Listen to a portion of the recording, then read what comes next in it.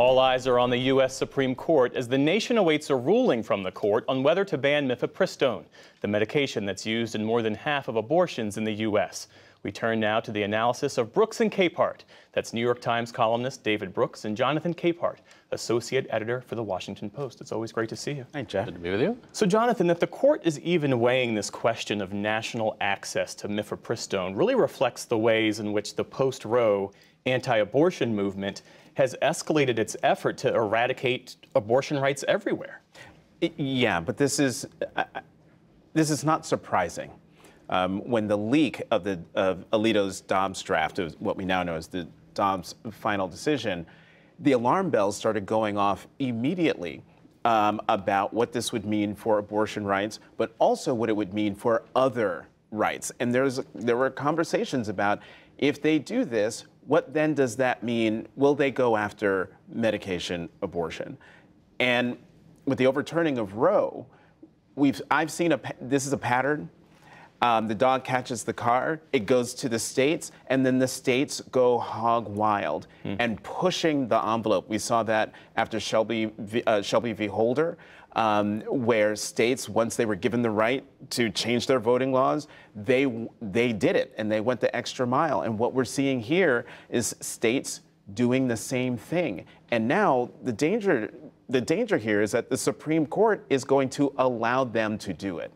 How do you see it? Because Dobbs, Republicans said, was supposed to be about states' rights. Well, first of all, it was supposed to be about getting the courts out of the abortion business.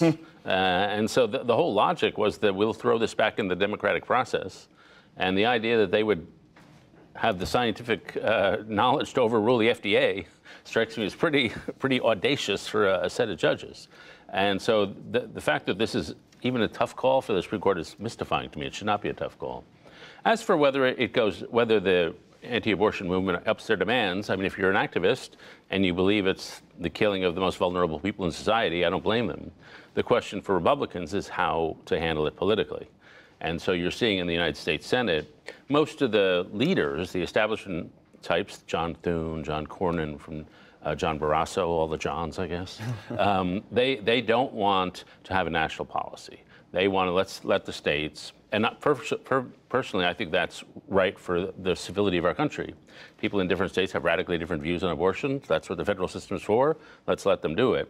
That's not satisfying to a lot of people who want to have a national policy. But I would say for those who have proposed a national policy, even like Lindsey Graham, they've got relatively few co-sponsors. It seems to me there's not a lot of support to do this nationally, and there's still most of the Republican Party wants to do it state by state. Well, as we await this ruling, this announcement, let's shift our focus ahead to next week, because President Joe Biden is expected to launch his 2024 re-election campaign with a video message as early as Tuesday. That's what a couple of sources I talked to told me. They confirmed what the Washington Post first reported. He's eyeing April 25th, the anniversary of his 2020 campaign announcement, which has really stood as an informal target among his team. We should say, though, that nothing is official until it's official. President Biden is famously deliberative. How does an official announcement change the contours of this race, if at all? Well, then suddenly everything that he says, everything that he does, everywhere he goes is not just viewed through the lens of, oh, it's the president who is saying, doing, and going to these places. It's the candidate who is also saying these things, doing these things, and going to these places. It also allows him to start raising money. It also, more importantly, allows him to start really making the contrast between himself and the number one person in the Republican field, and that is Donald Trump. President Biden loves to say, don't compare me to the almighty, compare me to the alternative. By officially announcing his campaign, he can start showing people how he is the alternative to the person he beat in 2020, and why he, as his bumper sticker mantra from the State of the Union address, let's finish the job. He can start telling the American people about all the other things he wants to do with 4 more years. President Biden's allies say the fact that he's facing only token primary opposition from author Marianne Williamson and anti-vaccine activists Robert F. Kennedy Jr. really is a show of strength for him. Oh, for sure. I mean, in the polling, there's still a lot of Democrats who think he should not run, but that's mostly an age issue, not an ideology issue. But the midterm election sort of silenced all that. And he's been looking strong. We give a strong State of the Union. There hasn't been any obvious gaffes, big scandals, or anything like that. And so there's nothing, or even ideologically, I'd say over the 2 years so far, 2 and a bit, that he's pretty well massaged the center-left fights that happen in the Democratic Party by doing things that some people, the centrists, like, and some things that people on the left like. And so there's no natural home for an opposition candidate. And everyone's united by Donald Trump. And so, you know, I think what's interesting about him, he's been sounding pretty candidate-y for 6 months now. Like, he's been talking like, I really want to go after Trump, and he's been doing it.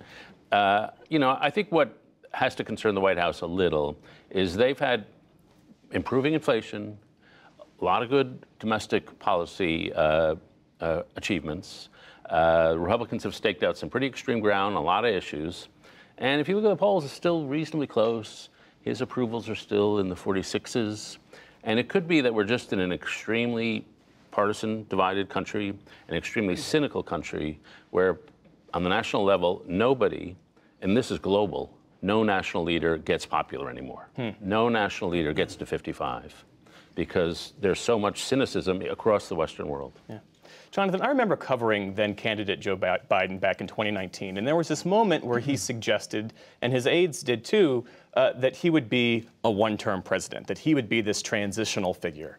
The fact that that hasn't happened, and objectively there is a deep Democratic bench with a lot of talent, but the fact that that hasn't happened, and feel free to push back on the premise of this question, because I'm ready. I can see you getting ready.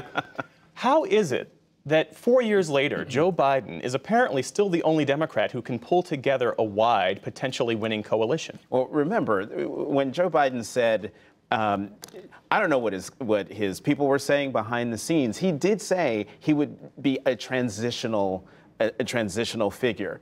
But transitional doesn't translate automatically to one term. You can get your 2 terms, be transitional, and then the next person who comes behind you is a generation or two behind you. So I see him in that regard. Also, the guy's he's got a record.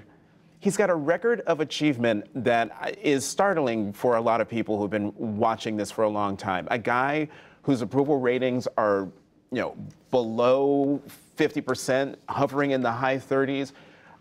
Everyone fearing that there's going to be a red wave because the president's so unpopular and unfocused on inflation, talking too much about threats to democracy. And yet that guy has his finger on the pulse of the country, as we learned through the exit polls. That guy just put his head down and went about the work of giving Democrats, both his administration, but also Democrats running around the country, something to run on. And so, of course, the party, it's Democrats. Democrats are never happy. They're never happy with the person that they have in office. And yet, when push comes to shove and they start looking at the alternative, fingers crossed, the Democrats will come home and Americans will come home, because the alternative, we've been through it before. We don't need to go through it again. Meantime, on the Republican side, allies of Florida Governor Ron DeSantis insist he's still making up his mind about whether to run. But Donald Trump is treating him as if he's already thrown his hat in the ring. A Trump-aligned PAC is spending millions of dollars on attack ads. Donald Trump has openly mocked Ron DeSantis on social media posts and on rallies and the whole thing. And it appears to be working. A new Wall Street Journal poll out today shows that in a head-to-head matchup, Trump has 51% support among Republican primary voters, compared with 38% for DeSantis. Does DeSantis find a way back from that if he decides to run? Obviously, it's possible to find a way back, but I wouldn't say he should continue his current method. The dominant idea in the Republican Party is that the old party, the Romney-Bush wing, were getting beaten by the left every day of the week, and we needed a tough guy. And so they're looking for somebody who's a tough guy, and Donald Trump proved he can be a tough guy. And if Ron DeSantis is going to take on Donald Trump, he has to prove he's at least as tough as Trump. And to do that, he has to actually go after Trump. And so it's a battle for, you know, who's the dominant alpha male here. And Ron DeSantis has painted himself into a position where he won't criticize Trump because he's afraid of losing the pro-Trump people who do support him. And so he's sort of caught in a trap, and it's been a very interesting foil to watch Christie run against Trump. And he's running against Trump and DeSantis simultaneously the way normal people campaign, which is to try to take down the other side. And DeSantis is not doing let's try to take down the other side. That just strikes me as a very hard way to campaign. Yeah, how do you see it? Because there are DeSantis allies who are a little frustrated that he's not fighting back. Does he want to run? That's been my perennial question. Does he really want to run? Does he have what it takes to do the retail politics that's involved in Iowa and New Hampshire? We keep reading all these stories about how he does speeches and then he runs off, doesn't glad hand, doesn't engage, doesn't do the rope lines. I also wonder, to David's point, I don't think he has the guts to go after Donald Trump. I mean, Donald Trump has no floor. So if you attack Donald Trump, you have to be prepared for just a fuselage of nonsense and belittling nonsense. But I want to know, when they're on that debate stage, and they're always arrayed by most popular and the array out, with Donald Trump standing right here, will Ron DeSantis turn to him, look him in the eye, and attack him? And one, and two, how will he respond when the dragon fires back at him? I have no confidence that Ron DeSantis will do any of those things. None. Well, lastly, let's talk about the Fox News and Dominion settlement, which I forgot was this week. That happened on Tuesday, the $787.5 million settlement, narrowly heading off this trial. After the jury was sworn in, there was no public apology. The Dominion attorney said in this case that the money, the settlement, the colossal dollar figure, that was accountability. That was apology. That was the apology. The fact that there was no grand recanting, there was no contrition shown by the Fox News primetime personalities who knowingly, according to all of the discovery in that case, spread lies about the 2020 election. What's the net effect of that? Well, $787 million is a lot of money. I mean, and Fox has taken a big hit. I think if you're running Fox and you realize that having Lou Dobbs on your staff can be very expensive, and so it's got to change some of the internal calculus. I think the thing that strikes me about a lot of coverage this week, a lot of people have said over the years that Fox has ruined the Republican Party. That Tucker and all those people sort of took over the minds of Republicans and they went crazy. I think what the whole trial shows is that it wasn't Fox doing it to the Republican Party. The Republican Party was running Fox. And that it shows that they did what Tucker and those people, and Lou Dobbs and Laura Ingraham, believed was not what they were saying on the air. They had to say on the air because their audience was already there. And so I think the lesson for me from this whole trial is that it's a bottom-up thing, not a top-down thing. And Jonathan, one wonders if an apology, if an on-air retraction would even matter at this point, given that the election lie has taken hold. It's the bedrock of Donald Trump's 2024 re-election campaign, and he is miles ahead of any other Republican. Right, but I also question whether a public apology is even necessary, because an apology will only work if the viewers see it. They're not covering the trial. They didn't cover the January 6th hearings.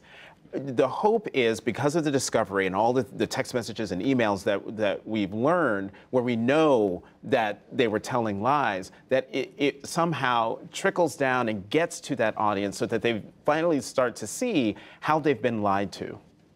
Jonathan Capehart and David Brooks, thanks so much. Have a great weekend. Thanks. You too. You too.